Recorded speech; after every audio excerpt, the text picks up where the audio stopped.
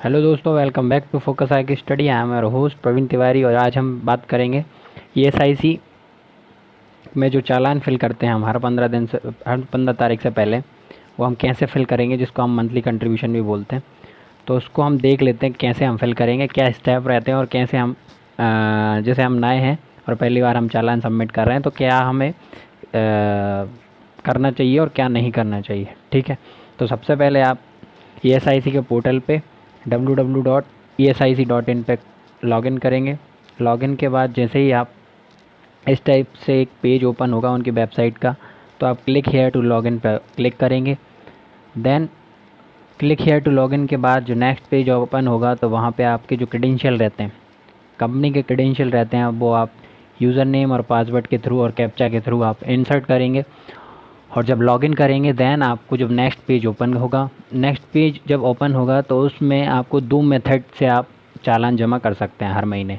एक होता है जिसमें आप फाइल अपलोड के थ्रू डायरेक्ट आप कंट्रीब्यूशन जमा कर सकते हैं, और एक होता है पर्टिकुलर मंथ में जब भी हम एम्प्लॉय को वन टू वन सेलेक्ट करके चालान जमा कर सकते हैं। ठीक है, तो हम दोनों मेथड के बारे में देखेंगे कैसे हम चालान को जमा कर सकते हैं दोनों तरीके से। पहले हम शुरू करते हैं पहला मेथड जो होगा हमारा।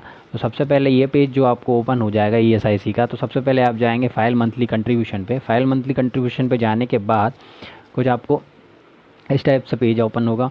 इस पेज को ओपन होने के बाद जिस भी महीने का आपको चालान जमा करना है, जिस भी महीने का चालान जमा करना है, जैसे फरवरी 2017 का जमा करना है तो आप वहाँ पे सेलेक्ट कर लेंगे और कंट्रीब्यूशन डिटेल टाइप्स में क्या लिख देंगे, मंथली कंट्रीब्यूशन। ठीक है, और अगर सप्लीमेंट्री है तो वो मैं बाद में बताऊंगा कि सप्लीमेंट्री कैसे जमा करना है।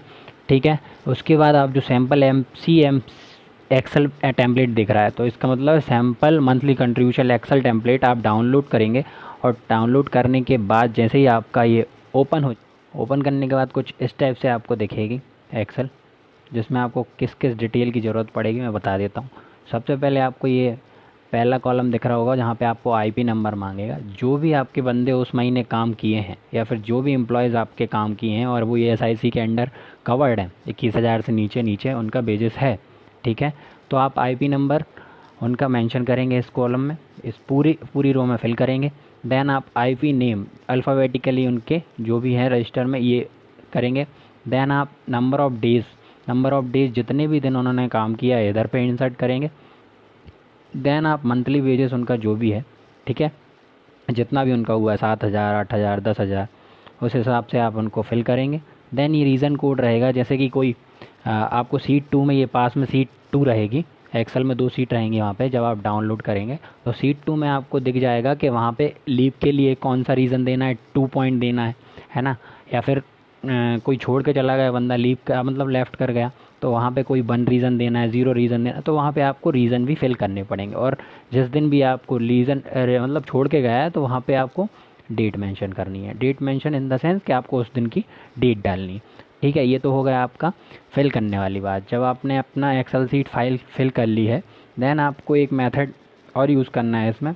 आप जब ये नीचे का ऊपर का रो देख रहे होंगे एक्सेल में, ऊपर का जो इंटरफेस देख रहे होंगे, तो यहाँ पे डेटा का ऑप्शन आएगा। डेटा का ऑप्शन जहाँ पे आएगा, डेटा टैब में जाके आप text and column, text to column पे जाएंगे। ठीक है, टेक्स्ट टू कॉलम में जाके आप सारे वन बाई वन सेलेक्ट करके आपको सबको टेक्स्ट के रूप में चेंज करना है। सबको टेक्स्ट के रूप में जब चेंज कर देंगे, है ना, अगर वो टेक्स्ट में है तो बहुत अच्छी बात है, और नहीं है तो उनको सब पे टेक्स्ट के रूप में आप फॉर्मेट को चेंज करेंगे। देन आफ्टर उसके आगे बढ़ेंगे। जैसे ही आप ये फाइल कर लेंगे, इस फिल करने के बाद आपको आगे बढ़ना है। अब यहाँ पे जहाँ पे आपने वो देखा होगा, पेज देखा होगा जहाँ पे हम स्टार्टिंग में गए थे, 2 मिनट मैं आपको बता देता हूँ।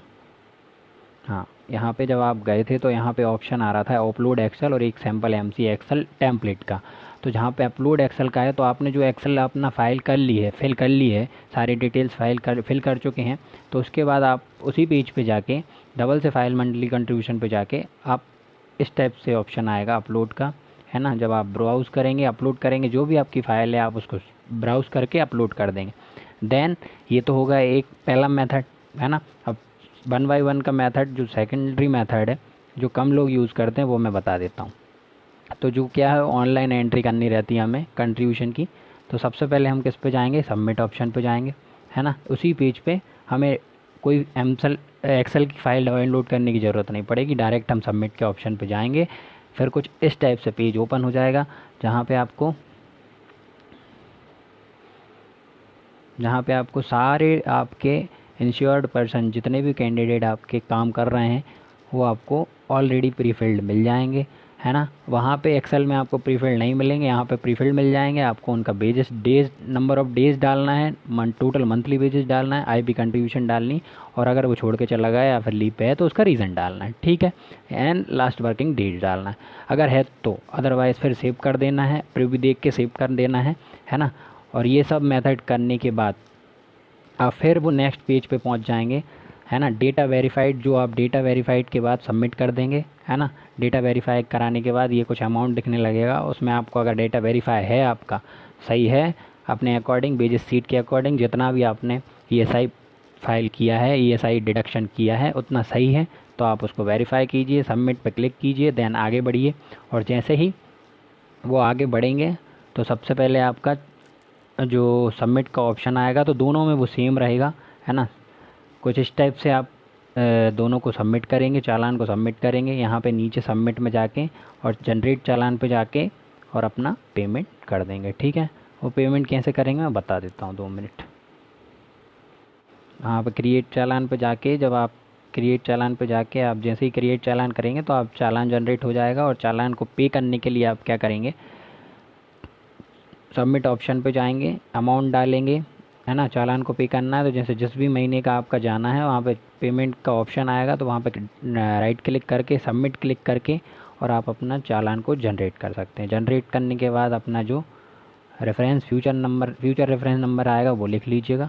देन आफ्टर दैट आप जो लास्ट में आपको पेमेंट स्लिप मिलेगी, कुछ चालान आपको जो मिलेगा वो कंप्लीटेड सक्सेसफुली, जब ट्रांजेक्शन कंप्लीट हो जाएगा तो इस टाइप से आपको जो चालान की ज़रूरत पड़ेगी वो ये चालान रहेगा, ठीक है। मतलब ये चालान आपको अपने फाइल में रख लेना है, जब भी ऑडिट आएगा ESIC का या फिर कुछ भी हो, ये सबूत के तौर पे कि हमने इस महीने ESIC का चालान फिल किया, ठीक है।